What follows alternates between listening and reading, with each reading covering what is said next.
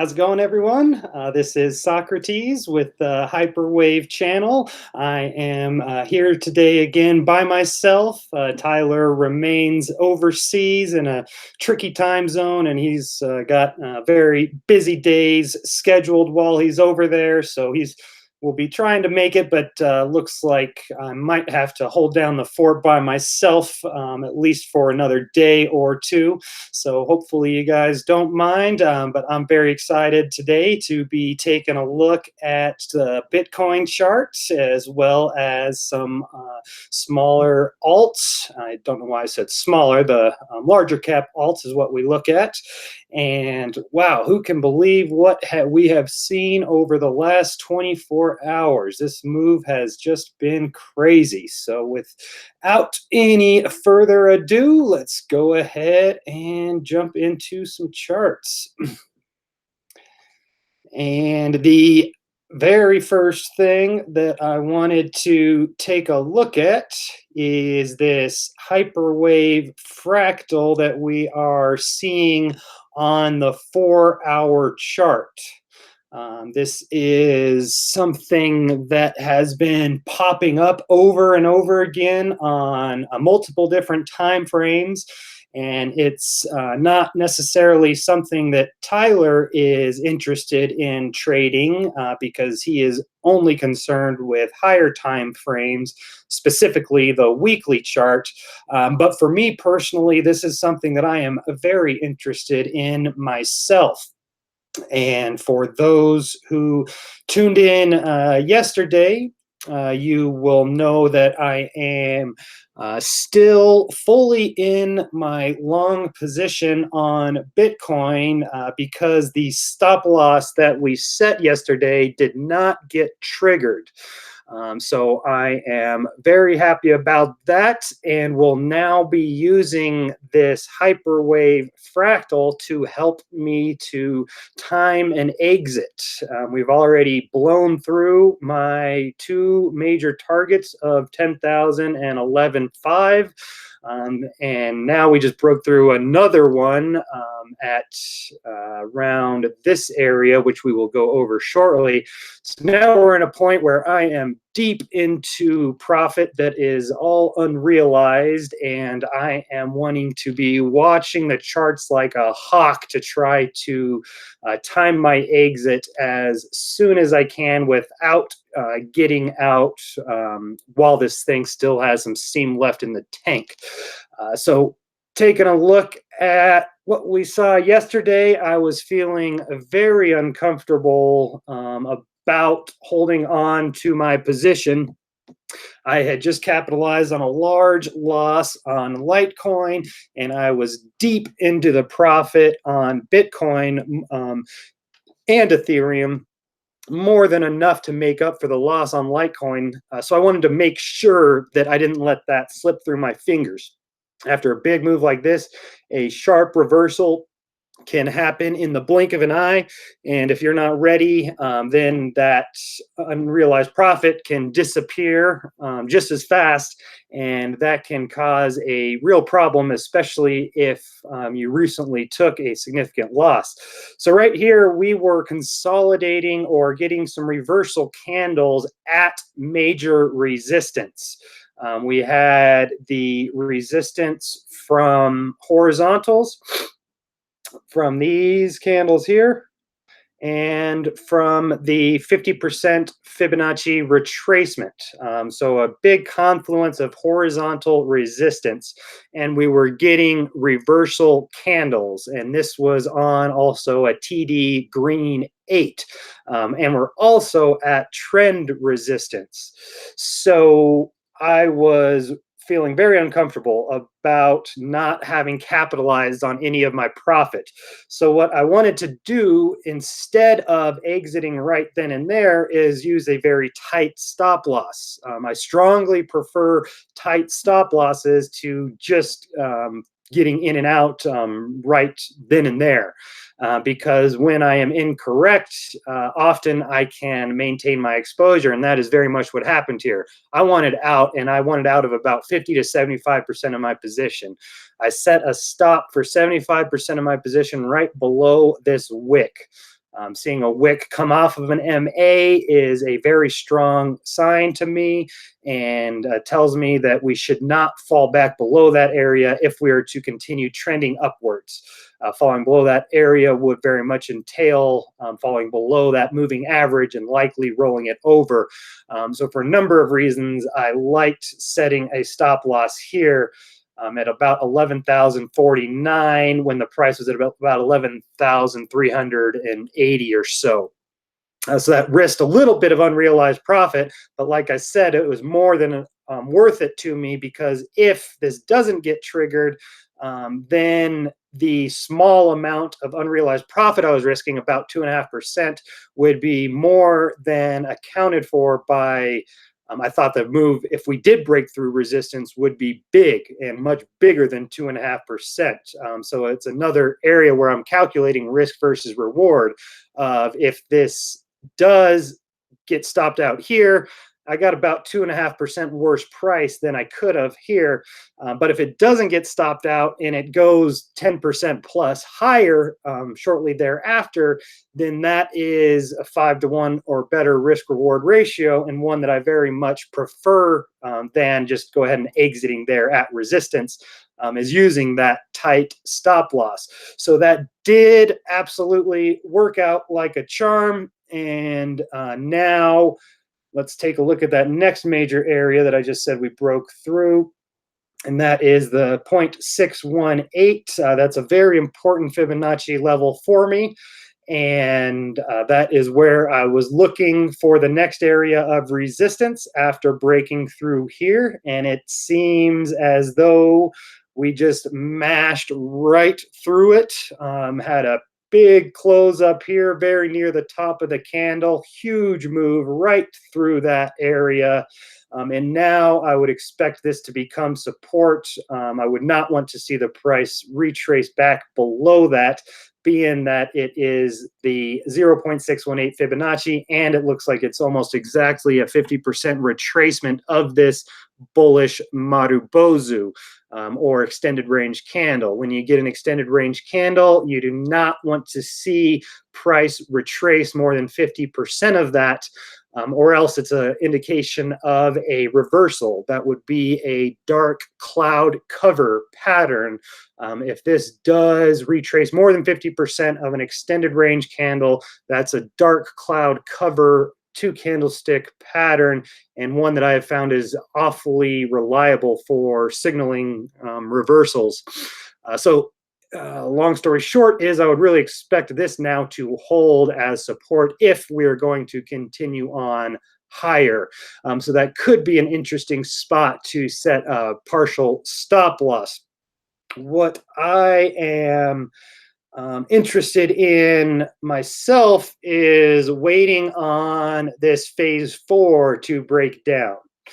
It does seem like we just started phase 4 of this little hyperwave fractal, and seeing this sort of vertical price action, it doesn't matter whether or not you believe in hyperwave or not. All you could do is just use this as a trend line and say that this is nearly a vertical trend line. And if nearly a vertical trend line is violated, that is a strong indication of a major reversal on the horizon. So even though this isn't really a hyperwave because it's not on the weekly chart, it doesn't matter because this is a vertical trend line, and the principles of hyperwave very much apply in my mind. I think Tyler would disagree with that, but for me, it's the same underlying essence is there. Having accelerating trend lines following a horizontal consolidation shows a market that is extremely exuberant and only getting more exuberant as time goes on. The angle of attack, the angle of the trend continues to increase, indicating as price goes up, demand increases and exuberance increases the more price goes up. So for me, this really it looks like a hyperwave and it smells like a hyperwave. Therefore, I'm going to expect it to quack like a hyperwave and be one.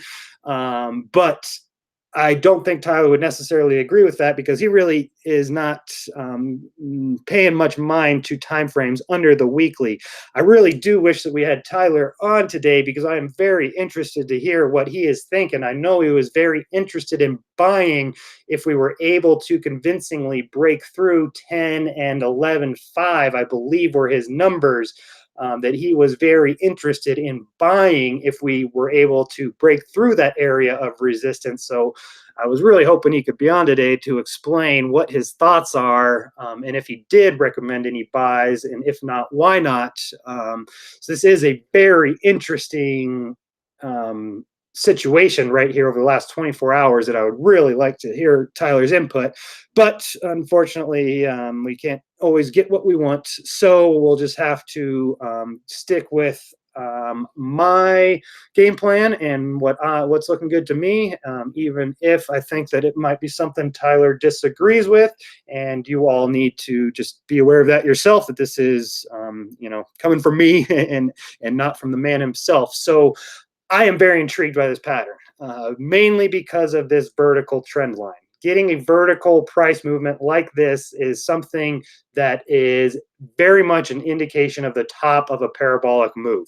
A vertical trend line anywhere near 90 degrees is a very much an indication of a top of a parabolic move. If a 4-hour candle closes below this trend line, then I am probably going to be exiting like 80% of my position. I'm in huge profit right now, even accounting for the Litecoin loss.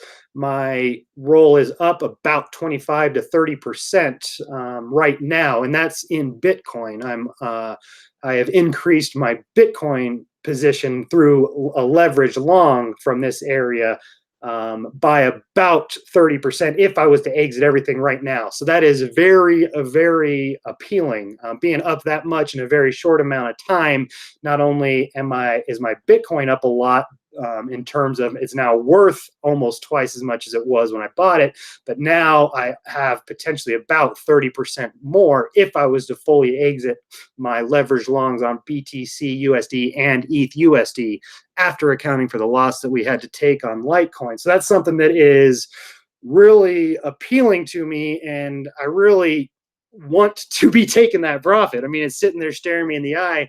And I want to be taking it. So this is the time where it's very fragile and very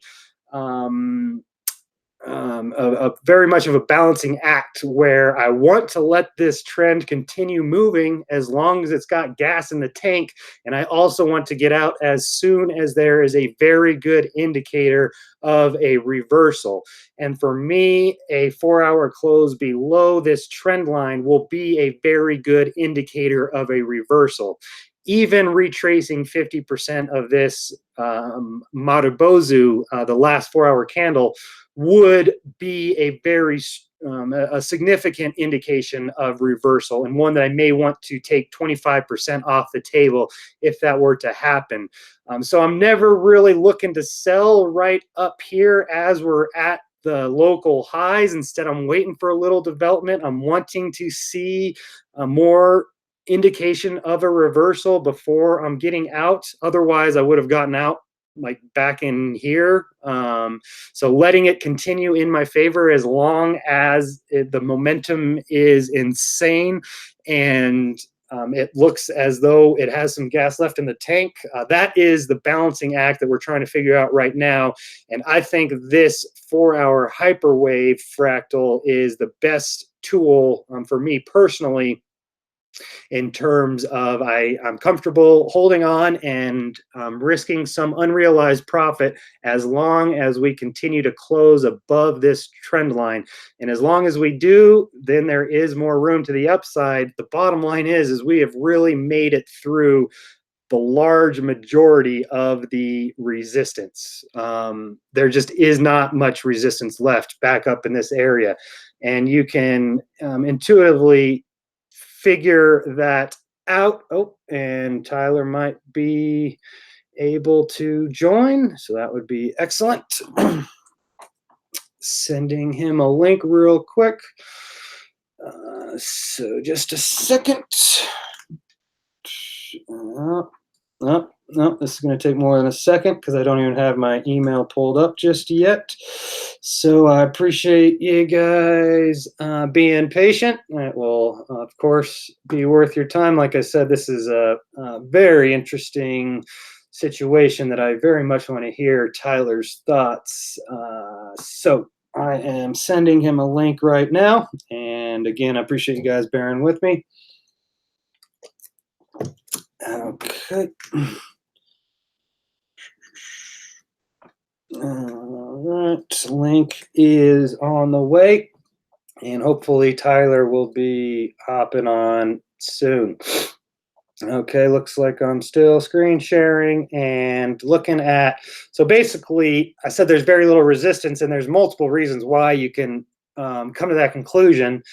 First of all, we've only spent 1, 2, 3, 4, 5, 6 weeks of Bitcoin's entire history above 13,600. Only 6 weeks of its entire history. Therefore, there can't be much built up resistance. That is confirmed by the visible range volume profile. We see that the last real major nodes were at the 8,600 area. And when you break through the last major nodes, that means there's very little resistance above, and you would expect significant continuation, and that is exactly what happened.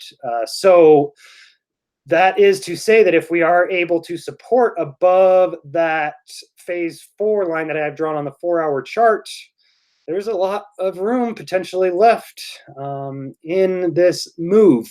So it is a very tricky balancing act of wanting to get my profit off the table, realize it, withdraw it, but not do that before this thing makes another huge leg up. So using trailing stop losses and moving out in bits and pieces is going to be one of the absolute best ways that I have found to do that. And let's take a look at another indicator that has worked very well for me, and that is distance from moving average. This can be found under indicators. You go to search distance, and distance from moving average by Rep Haffarjay. That's the one I use. And then you can go edit, and you can use EMA instead of SMA, which is what I prefer. So we've got, what I like to do is get a very short-term EMA and see how far can the price get extended from that EMA before getting a major correction. So let us take a look at the 9 EMA on the 4-hour chart. And I have drawn 2 lines here. Generally, by itself, this can be a very powerful signal. And this right here can be a sell signal when it gets to resistance. And then when it gets to support, it can be a buy signal. Let's just go ahead and take a look at how that's worked in the past. Right here, it was the top, wasn't the top very long, but caught it right there. Right here, right at the top, right here, right there at the top. So the further price gets extended from the EMAs, the more likely it is to correct. It's as plain as simple as that. And there will be limits, there will be thresholds where when it gets up to these certain thresholds, that is generally as far as it can go. So right here we see it's at the bottom.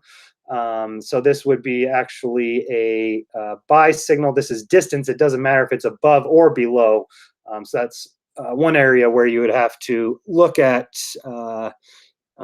these lines and make sure that you understand that, because right here, I'm sorry, gosh dang it, I was wrong there. And that is actually a sell signal because the price is way above. So this is when it's below. This is the 0 line right here. If it's below, it'll be down here for the buy. And if it's above, it'll be up here for the sell. So this wasn't a very good one, but you do see the price did kind of correct thereafter. This was the buy signal, was when it came down here. So this has been a good way to identify when moves have been exhausted, as there are limitations as to how far the price can become extended from short-term EMAs. And if you look back, you can kind of chart areas of support and resistance and use that as a bit of a buy or a sell signal. So what we see here is very intriguing to me. We haven't broken out of this range. We haven't been this far above above the 9 EMA since right here, which was December 6, 2017 is the last time that we got this far above. So when we do break through areas of resistance, when we broke through this area, I was looking at right here to be the next stop. Since we broke through that, now I'm really looking at right here to be the next stop, this prior high. So that is something that it can be a very good way to identify how far assets can move in a short period of time without correcting. And I'm going to send Tyler a message, make sure that he got the link. He said he'll try to join, so he may or may not. Link sent. Okay, so this is very interesting to me. So seeing that is based on how far this close was from this EMA right here. Way above it, hasn't been that far away again since 2017. And seeing it now roll over is very important to me. Now it looks like it's starting to return to the 9 EMA. That might have been it for that move. Am I hearing somebody joining? Yes, hello. How are you doing? I'm doing great. Sorry I'm late. We just got back from a wonderful restaurant in Antwerp. Can you hear me okay? I can hear you all right. Yep, I'll turn up my volume a little bit. Are you able to hear me? I can hear you fine. I'm in a wonderful home office in Antwerp with a terrific client of ours. And I was anxious to listen to what you have to say. I've watched Bitcoin all day blow through all overhead resistance and looked like it was going to keep going and then stall out right at that 13.5 area, get back above it, stall out again. So if you don't mind, just give me a quick update of what you've been saying. Yeah, you got it. I'll throw it back on screen share and give you the short-winded version. And basically, I was just looking at this hyperwave fractal on the 4-hour chart and seeing that it looks like this has started a phase 4 type of move, which is very intriguing to me in the sense that even if this isn't really a hyperwave because it's not on the weekly and yada, yada, yada, it's still a vertical trend line that is on a 4-hour chart. It's not like on the 3-minute chart or something. Going vertical on the 4-hour is very intriguing to me, and it's talking about basically closing below this on a 4-hour basis would be telling me to probably go ahead and get my profit off of the table, which I'm very much wanting to do as it stands. So I'm trying to sit on my hands for as long as possible. And if we do break down this trend line, that would be as long as I would want to be holding on. Other thing I'm watching out for is a 50% retrace of this candle, this extended range candle. I really do not want to see price retrace 50% of it. And as long as it doesn't, then we will stay above the 0.618 fib. And in terms of if we're able to do that, stay above that fib and above this phase line, there really is not much resistance at all. We've made it through all the built up resistance on the volume profile. And then if we just look back here, Bitcoin has only spent 5 weeks above 13,600 in its entire existence. It's only been up here for a couple weeks. So there just really isn't a whole lot of resistance left. So the other thing that I like using in this type of scenario is an indicator that's called distance from moving average. So I will pull up a short-term moving average, and I'll use an exponential moving average, and then I will see how far can this price get extended from this short-term moving average without correcting and at least returning to it. And we can use prior areas of resistance and support to indicate when this thing has really made an enormous move and therefore should be returning to the medium, at least returning to that short-term MA or EMA. So we see that right here. There was looking like we got up to that level, but then when it came back to the EMA, it found support and smashed right through. We have never been in this territory except for in December of 2017 in terms of the price being this far extended from the 9 EMA on the 4-hour chart. Has only happened one other time. Wow. So that's something that I will be paying very close attention to. If this gets up to here to retest this area, then that would be an enormous sell signal for me. And it looks like it's already rolled over and is now found its kind of terminal point. So now it will be up to the 9 EMA, which is tracking right along the phase 4 trend line. Love seeing that. If price now can return to the medium, return to the mean by retesting the 9 EMA, and through doing that, it would also retest the phase line here. So potentially that would have to occur with more than a 50% retrace of this candle. And if that does happen, then I very much would want to see a big wick off of this area and very little time spent down retesting those areas for support. So that's pretty much what I had gone over, and was very excited to hear what you've been thinking. Well, I'm really in a quandary because the long positions we hold are embarrassingly higher than I expected them to go. And the move over 11,500 and the move over 12,000, and then this huge surge over the last 24 hours since your last broadcast just puts us up into an area where I said that if we could get up to the 13.5 level and close mainly on a weekly basis, but I'm very intrigued by the strength of this interweek, that it's going to be very hard to keep it from going to all new time highs.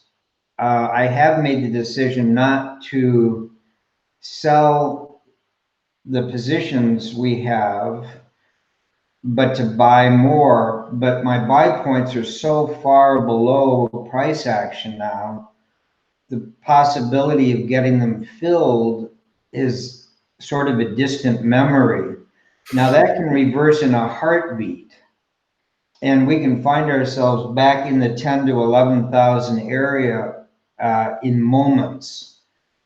And if it comes off of extreme readings on things like you just showed us, which is not given a signal other than to say that we haven't seen these extremes going all the way back to December of 2017. That's the kind of extreme sort of reading that could lead to bigger things to the downside. But I don't see it in Consensio. I haven't seen it in the Copic curve. I haven't seen it in the ADX. Therefore, I feel more and more like we haven't reached an extreme except on a very short time period. If you wouldn't mind just pulling up that same chart that you had, but go out to like a weekly, and what does that show you in terms of the extreme, in terms of the distance from the average? Yeah, great question. Let's take a look at the weekly. We'll stick with the 9, and it is showing a very similar situation, which is very interesting, seeing this breakthrough, and then this is where it threw back to retest prior resistance for support, and did so very well. And then look when that created a new high, that was a very interesting signal. So yeah, we haven't seen anything like this since I guess November of 2017. And notice how this very much called the top. You wouldn't have been able to realize this in real time because there's nothing historically to tell you that this is how far it can get away from the EMA.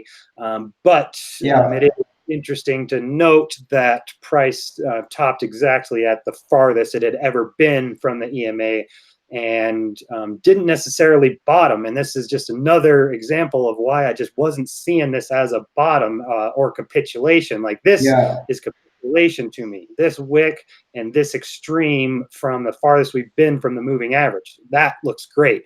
This just still bothers me that they're so that it's like the first market that I've ever seen bottom without capitulation, and everybody disagrees with that because they say, "Oh, well, it decreased 90%. How's that not capitulation?" Well, that's just not how it works. So yeah, that seeing that the extreme came right here is very interesting to me as well. And if this does get back up to here, now we do have something historically to go off. So if we do see this getting back up to this area, then that would be a big sell signal for me. Yeah, very, very interesting. So my thinking now is not to be selling up here because I have no reason to sell and wish I had more.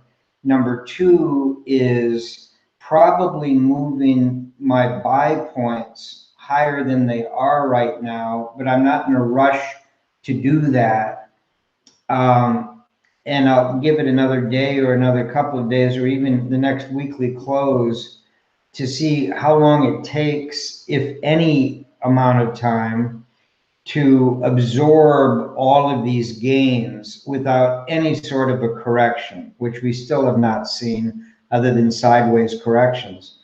We have nothing to work with on Consensio. We have nothing to work with on sequential. We have nothing to work. Well, before I say that, would you mind throwing weekly Bollinger Bands on that chart? I sure will. Do just want to point out that the sequential did recently give a buy signal on this too. Yeah. And it did break above that risk line, which Tone views as very strong. Sure looks like it's making a move now. It sure is. As we're speaking, we've made up half of that candle, but to the downside, that's significant. That's huge and tells me that I maybe need to log off and go cover. That is huge. But yeah, it would be very interesting to see if this now wicks. So we've seen this a number of times. You get this big candle that is a massive correction, very short, but then it finds support. This candle will be very, very, very important to see if this wicks back up and does close above this. That would be very strong. Whereas if it continues just fully engulfing these candles before it, that will be a very strong indicator of a top. And then look at how quickly this rolled over. Look at that distance. That is spectacular to be on air while that is working. And it should show everybody some very important things. We all know how volatile this can be, but it also shows how important some of these technical techniques are to first warn you about things, and then as you watch them to actually fulfill what you were worried about. But that's true on the upside too. Socrates has done such an unbelievable job from this low sevens all the way up step by step using various technical short-term indicators to guide some really terrific calls in a very, very difficult market. So maybe if we just take a quick look at the weekly Bollinger, I haven't had time myself to look at it, but I will do that right now. Just wanted to show how said that we've gotten a number of these corrections, and they do like to find support around this 9 EMA right here. This big one sold off. That was very quick, but found support at 9 EMA. Right here, support at the 9 EMA. That's where I move the stop. Right here, it's trying to find support right in that area. If it does, that would be a very intriguing spot for me to move the stop up to. Yeah. Okay. That being said, and there is one other thing that I just remembered I wanted to point out, make myself a note before I forget, and get you your Bollinger Band. This is an indicator that I have not had too much success with myself, but as I have been paying attention to how you use it, it's something that I have been interested in paying more attention to moving forward. So yeah, I think there's some interesting things here. What are you seeing? Well, the big thing I see is we finally got basically a full candle above the upper Bollinger Band. And a full candle either below the lower Bollinger Band or above the upper Bollinger Band is very often the end point. Now, you see that we've done that coming up on several occasions, and none of them followed through. On the one back in April, we had a break well above the upper Bollinger Band after breaking through the middle Bollinger Band. You would expect at that point to get a retracement back to the middle Bollinger Band, and then a retest of that. If it holds, you're off and running to the upside again. We didn't get close to the middle Bollinger Band before prices, after 4 weeks of sideways activity, after we first broke through with the big green candle, 2 weeks later, we had that small candle that was basically the body all completely above the upper Bollinger Band in April. That should have been a signal that we needed to test either the lower Bollinger Band or the middle, but we didn't. We went sideways and then started this enormous move up. Now, we had that little doji red, that the close and the body are all above the upper band, just as the previous green candle, the body itself was completely above it.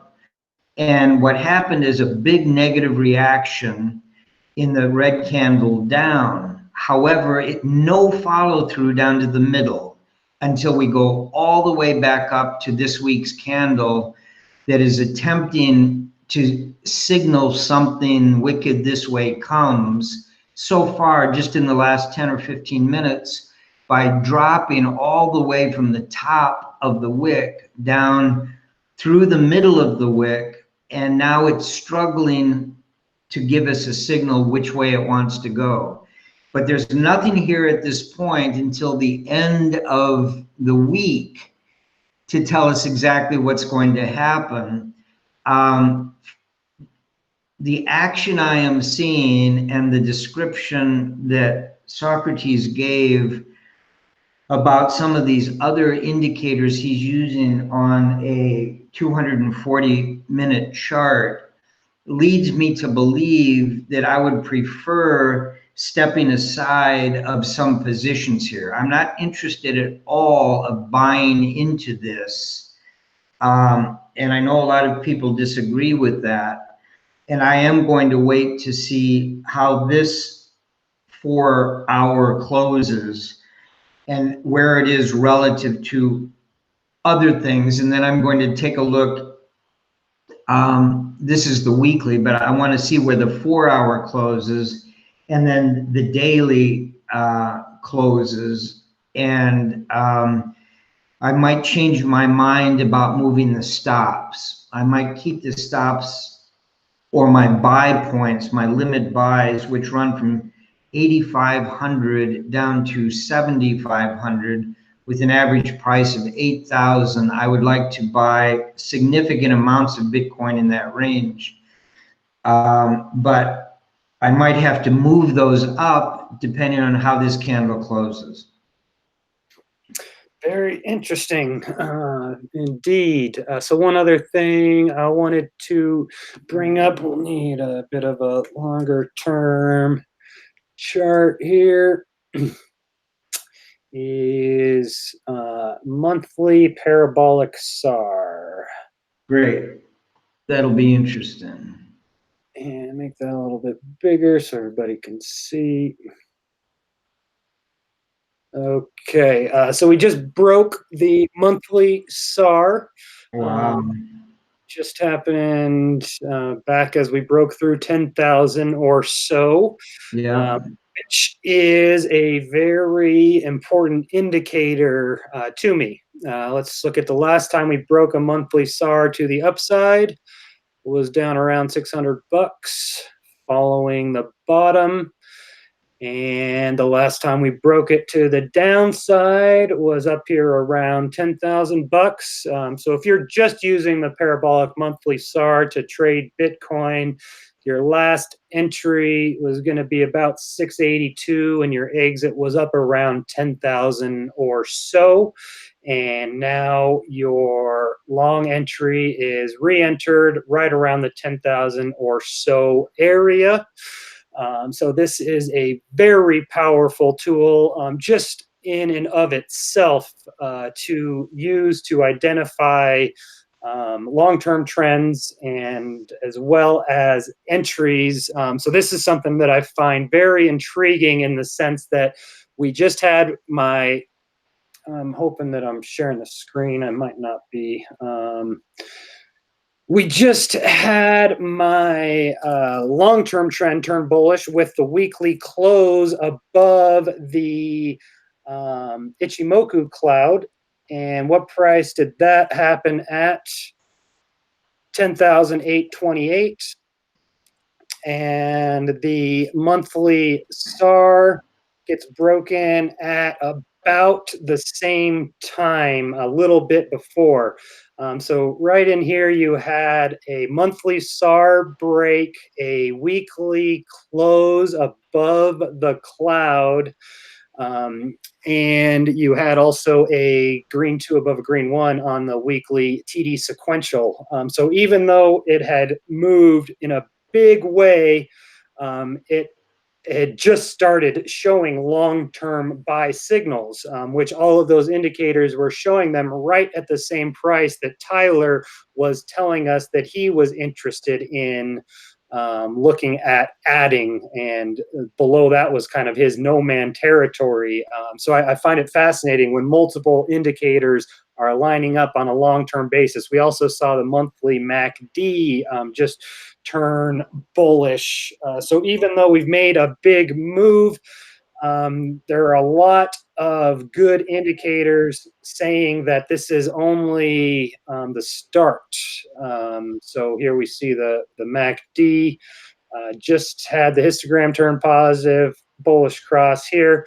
So if you are trading long-term trends, you're absolutely going to miss out on the bottom, the first 15, 20%.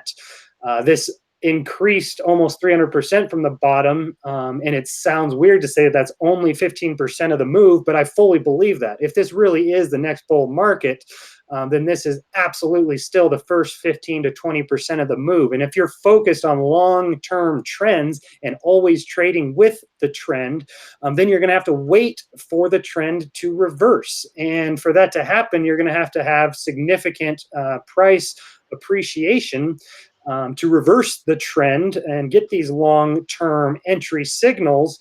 And that is what you have to be okay with. If you are not the type of person who's trying to catch knives or buy bottoms and sell tops, you're just trying to capitalize on 80, 85% of the move, then this is the action that you have to get used to missing out on. And that is going to save you from the times when you thought that this was the bottom and that this was the bottom and that maybe this was, that is, you're going to avoid that by waiting for this to really start to put serious money at work. So I'm very intrigued by these higher time frames right now. Anything you want to add there? No, you summed it up perfectly. I agree with everything you just said. And what that means to me in general is this has now moved from an intermediate term trend into a long-term trend. And I would agree that the indication is this is the beginning of the trend. This isn't halfway through. This isn't even the first 25%. This is the beginning of a trend. Now, going from 3,000 to 15,000, or let's call it 13,750, is a $10,000 move, which I'm now saying has the possibility of being less than a 25% move of what is to come, which would basically say that we could easily have another 30,000 on top of these prices. And I think that's sort of a minimum expectation. So if it sounds like I have gone from being completely bearish, which I was for a long period of time, to conditionally bullish because one indicator, my consensio, said it was time to be bullish, that to me was an intermediate term signal. But now what we are getting is a series of much longer monthly signals and an indication from things like the Bollinger Band that even though extremes had been reached, the price is ignoring those extremes and not even pulling back to the midpoint before heading higher again. I think it's very important about the stop and reverse point on a monthly basis. If you notice in the past, the length of time stop and reverse points do not whipsaw. You are either above or below price for many, many, many, many months, which is a rare thing in technical analysis. Very often you get one short period and then a flip to another short period and another. That's not the way stop and reverse works.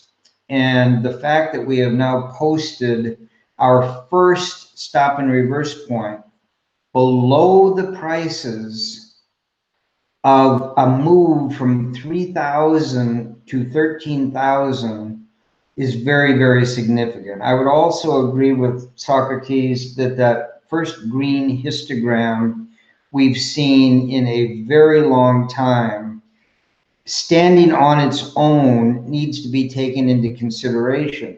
But when added to all of the other things that Socrates has just shown us and what the Bollinger Band has shown us, I think is very significant. And in the day and days to come, we will be able to be much more specific about what sort of action needs to be taken to either those that are fully in or partially in or not in at all. And I think it's too early to resolve that. As I said, I am fighting with myself in terms of exactly where buys should be put in. We don't want to put them so low if this is the beginning of a massive move that we can't get into it. So I like to layer purchases when I'm going from cash into some other asset class. And I'm very happy with the fact that our purchases in the $6,800 to $6,200 level worked very well in a layered fashion. And I'm just trying to figure out now if this acceleration up still has more to go. And if so, it will give us better targets for where to put buys in. I never like to put new money into a strong market. I love to put new money into a strong market on pullbacks, which I believe is the right way to do it, except for one problem. We have no pullbacks. We haven't had any pullbacks in this on a monthly basis, in a weekly basis, and even the daily pullbacks we've had are very sketchy. They're mainly sideways and not what you can consider as places where future support can be found.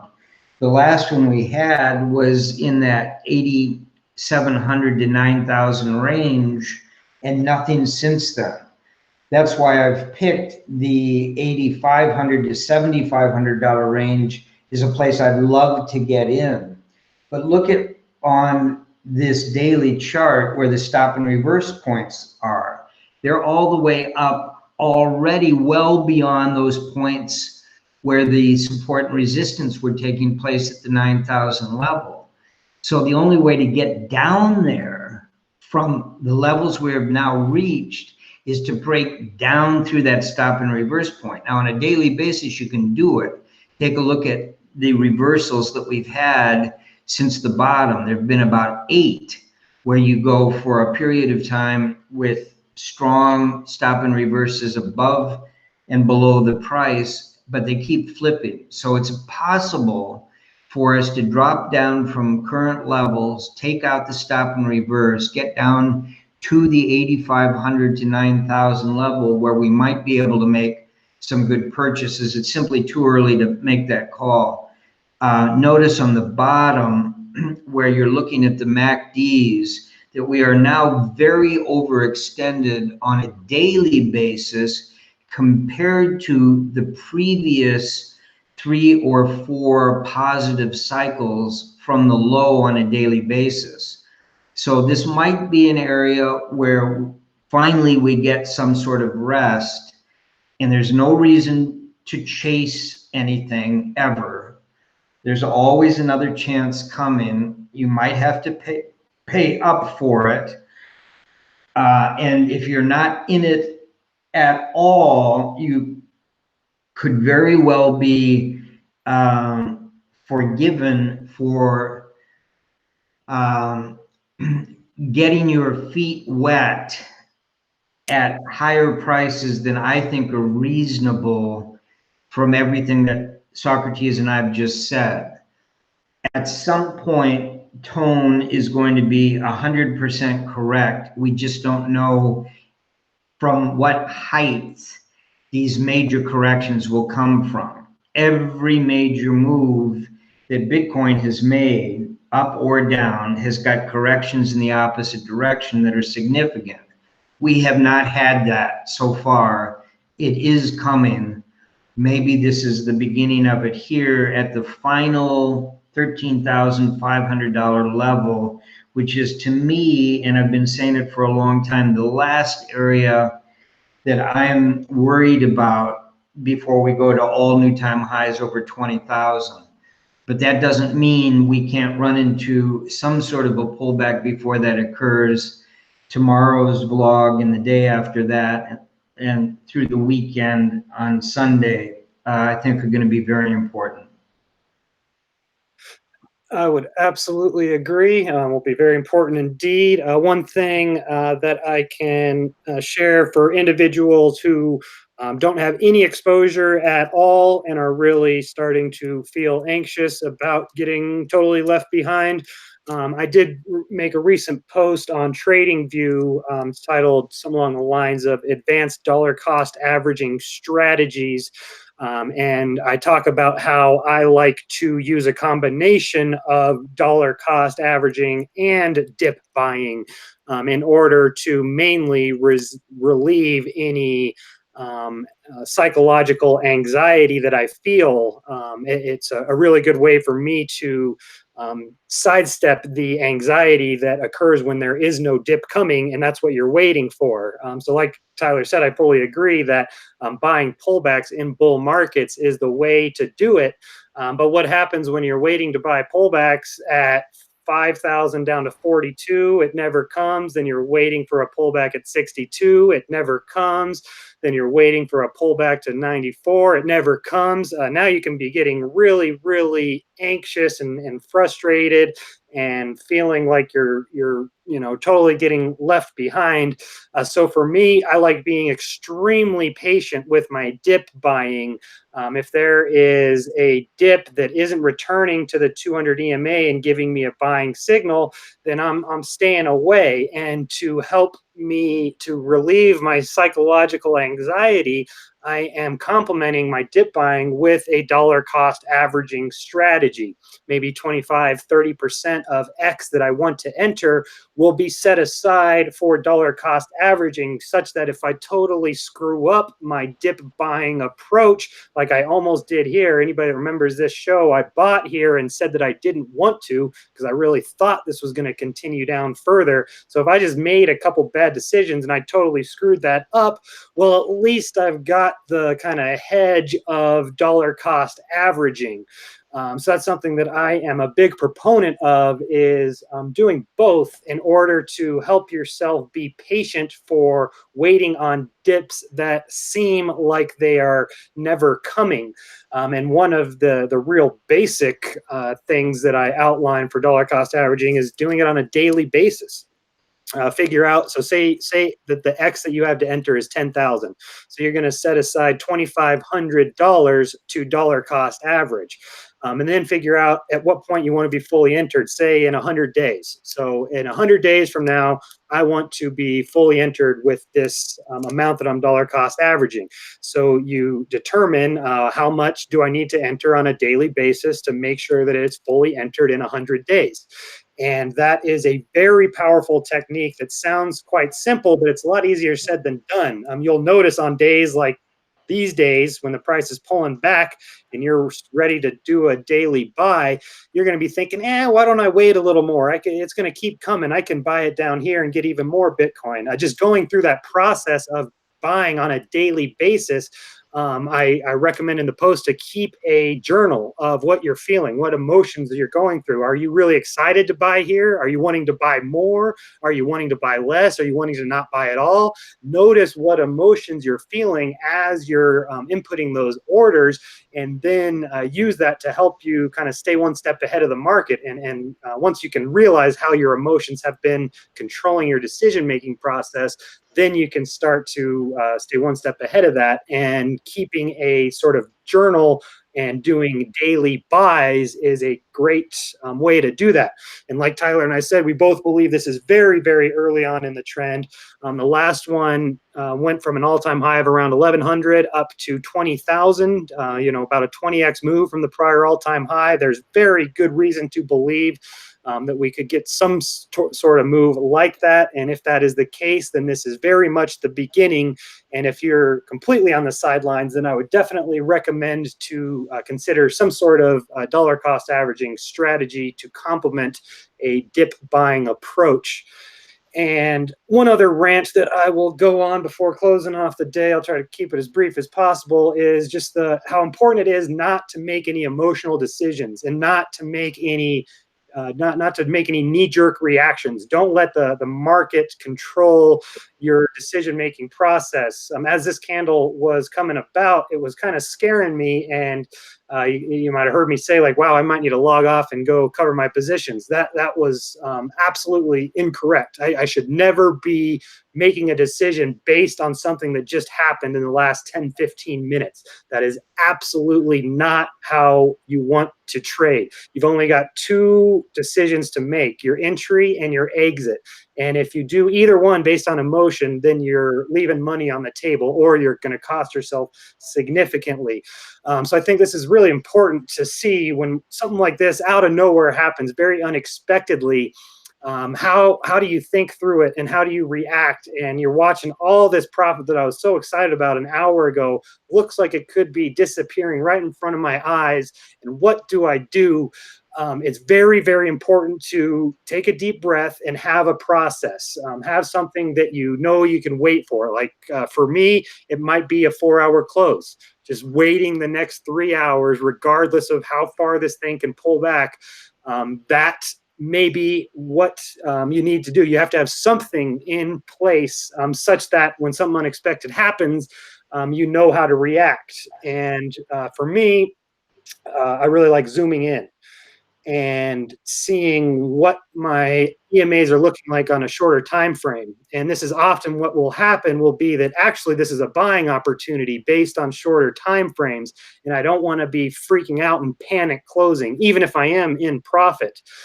So you notice that I'm always looking for retests of the 200 EMA on any time frame is a buy signal when the 50 is got a good divergence, when there's a significant spread and the 200 is trending up. So what do we have here? We've got the 200 trending up, significant divergence, and price testing this 200. That's a buy signal. And me seeing this, now I'm not so worried because I know from experience how long it will take for this to roll over. For this to get a death cross, and if this really was the top, and if it's really going to roll over, this is going to take some time. When the moving averages are this spread apart, it is very strong support, and when the price is below it, this will act as a magnet. When the price is below a bullish moving average with significant spread, price will at least want to consolidate in between while the moving averages cross over in a bearish manner. So this is where I will be using shorter time frames to see what is happening. It fell right through on the 5-minute. If this gets a death cross on the 5-minute, now it might be time for me to start scaling out depending on what I'm seeing on the 15 or so. But the moral of the story here is that instead of just seeing this big candle and panicking and closing, it's very important to have a backup plan, either waiting for this close of the 4-hour and saying if it's below this moving average, then I'm out.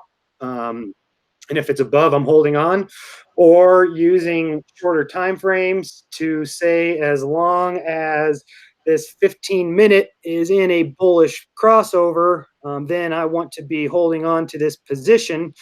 We can see it basically has been, there was a small little peek through right in here, but it's basically been in a bullish cross ever since back below 8,000. So that can help to identify corrections versus short-term reversals. And it's a very good way for me to be able to be patient and not react to sudden developments in the market that are against my favor. I'm not just going to instantly go and make a decision to close my position. I'm going to zoom in and look for confirmation from these moving averages. And I'm also going to look for that 4-hour close being above or below that 9 EMA. So I think this is a very important time for this show to happen because this was a lot of volatility. Price went from 13,800 down to 11,464. That's a huge move in the matter of less than an hour.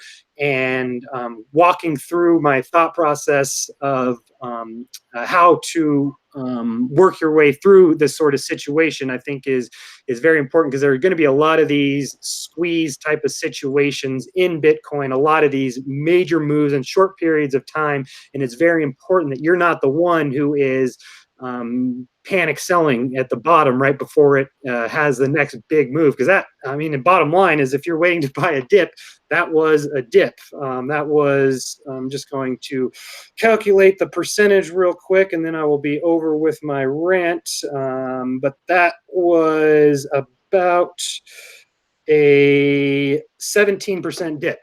The price just dipped 17% in an hour or two. And that is how the dips will be when the market is really moving and everybody is waiting to buy the dip. It's going to happen so fast and so sharp that everybody is going to actually want to sell it. And that's how it tends to work. The dips in major bull markets is everybody's waiting for it. So when it happens so fast and so sharp that nobody catches it except for the ones that are, very, very, very much prepared. So seeing this action right here, that was a 17% dip. And if we can now support, that could have been that basically the next dip before the next leg up.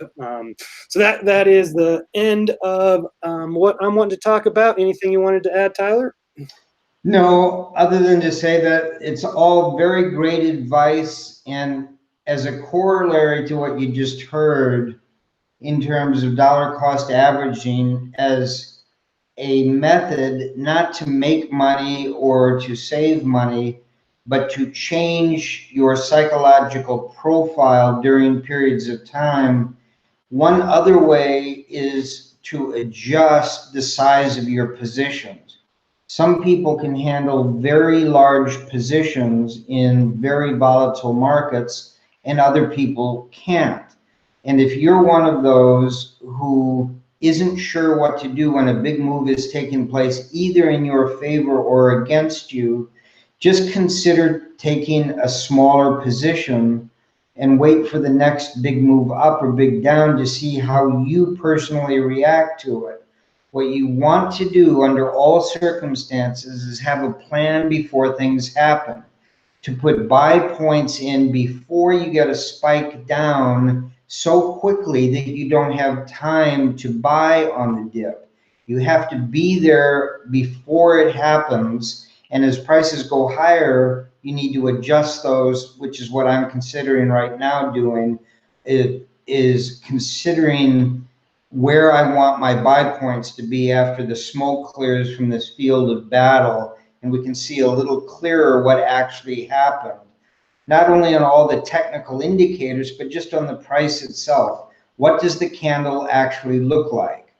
How much did it regain or not regain? And you don't know that until the very close of the candle, and then the open and the body and the close of the next one. You always have time if you consider that at any moment there are at least three options. One is the price isn't going to do anything for a while. The second is prices are going to go up more than you expect. And the third is prices are going to go down more than you expect.